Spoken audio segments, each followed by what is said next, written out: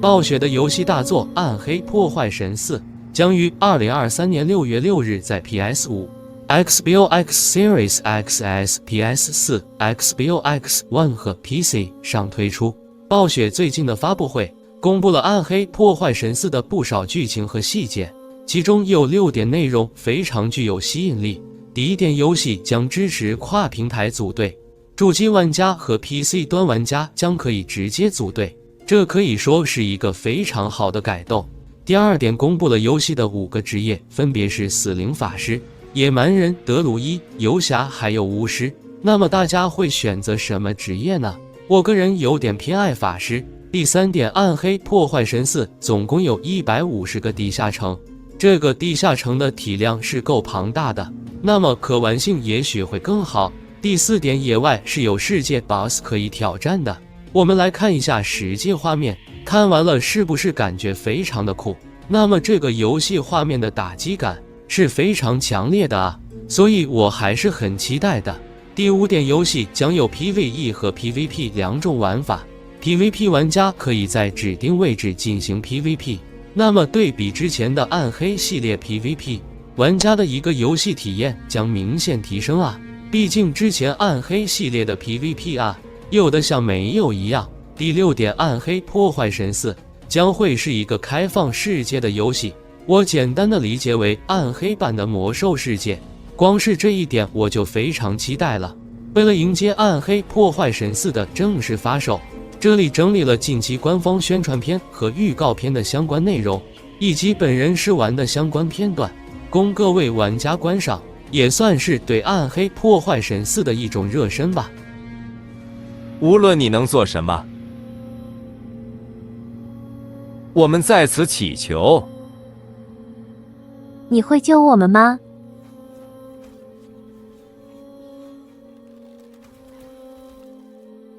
你会让他受苦吗？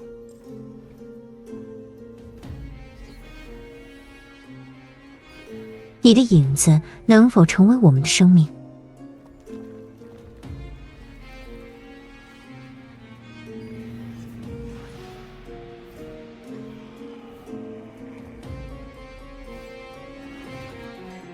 你会战斗吗？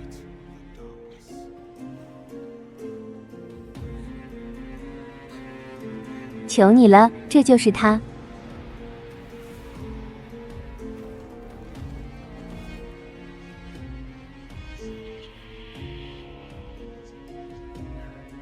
Will appeal to both new players and hardcore Diablo fans. And when writing this next chapter, we really wanted to return to our darker roots. Sanctuary is in a very interesting state right now. It's 50 years after Reaper of Souls from Diablo 3, where half of the population was exterminated by an archangel. The world has seen quite a bit of changes, quite a bit of scarring from its wounds that have not totally healed. In these years of death and decimation, power vacuums have opened up and been filled by various factions you'll actually get to interact with in Diablo 4. Heroes of the past that we've known and loved have long since faded into memory, as well as an iconic order known as the Haradrim. The world is a bit broken and wounded, and it's in this fragile state that Inarius and Lilith return, and they are the makers of Sanctuary, and their return may not mean the best for humanity. Before Sanctuary was created, the heavens and the hells were battling each other in a non-stop war. Our Sanctuary was created by disenfranchised rebel angels and demons that wanted out. They didn't want to be a part of this never-ending war because there was literally no point. Two of those people were Inarius and Lilith. Lilith is a demon and Inarius is an angel. They were part of the eternal conflict between heaven and hell, in which they were constantly fighting with each other.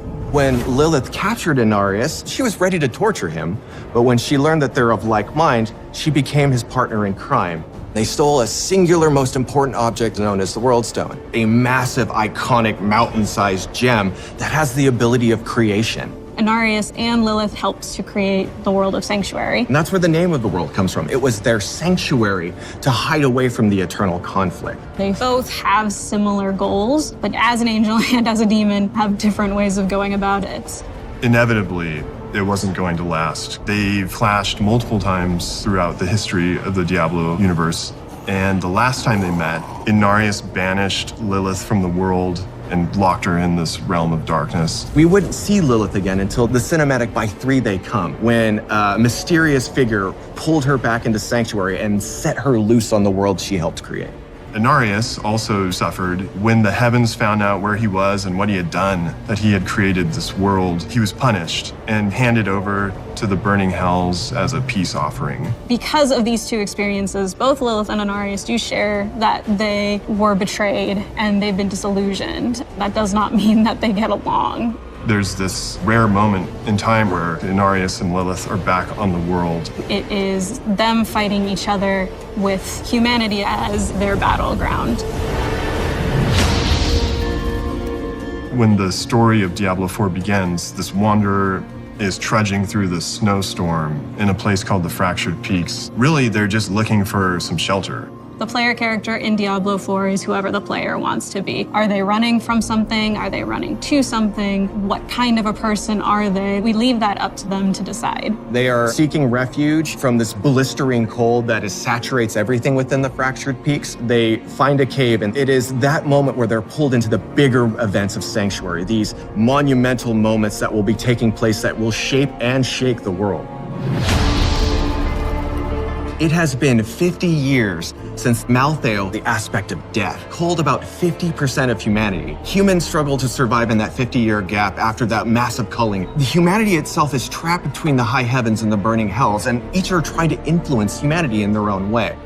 The player's asked to save Sanctuary by a specific character that we actually remember from Reaper of Souls. His name is Lorath Nar.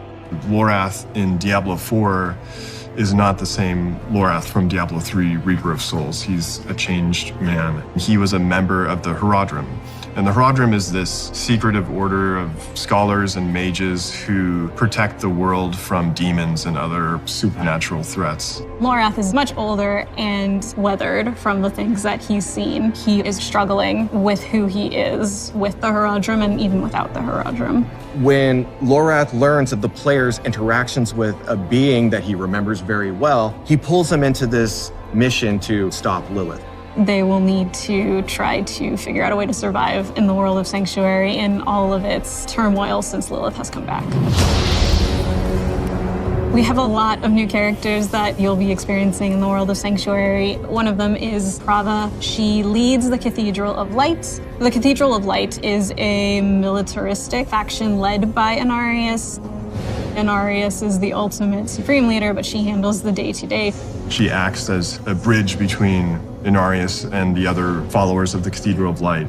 She was at rock bottom when Inarius met her. As you can imagine, on Sanctuary, life is brutal. Inarius uplifted her and taught her the tenets of the Cathedral of Light. Ever since then, she's become his most loyal, fervent follower. She would do anything for him, and she just really believes in what he stands for. Inarius is in various states of bitterness. You're seeing a faction that has done as much good as necessarily bad. You as a player get to decide how you feel about those actions, and Prava will be at the forefront of all of it.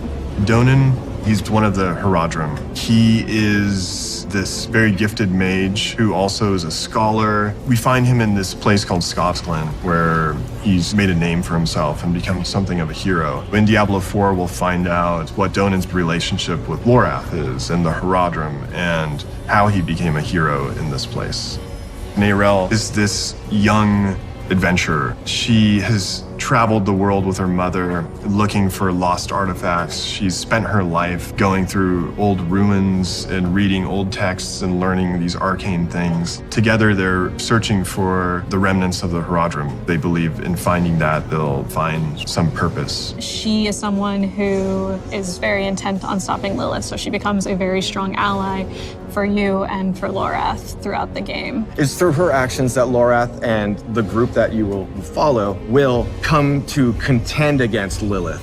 Something that we tried to do from a narrative perspective is create people that are living in a very dark place, but still trying their best to live. They'll have some scars, but they also have these pieces of beauty and humanity. We wanted to ground them in the circumstances of the world and make them feel real and relatable. With Diablo 4, you're very much watching a tragedy unfold. It's definitely a story that we wanted to create around people, not just the apocalyptic elements that surround the story. And that's something that we really sought to bring to you as a part of the Diablo narrative. Lilith is free, she has some followers, and she's back on her old business. She's gonna corrupt us or try to turn us to her side for her own ends. The story of Lilith and Inarius is the darkest story we've ever told, and it expands the mythos of Sanctuary and the lore of the series like never before.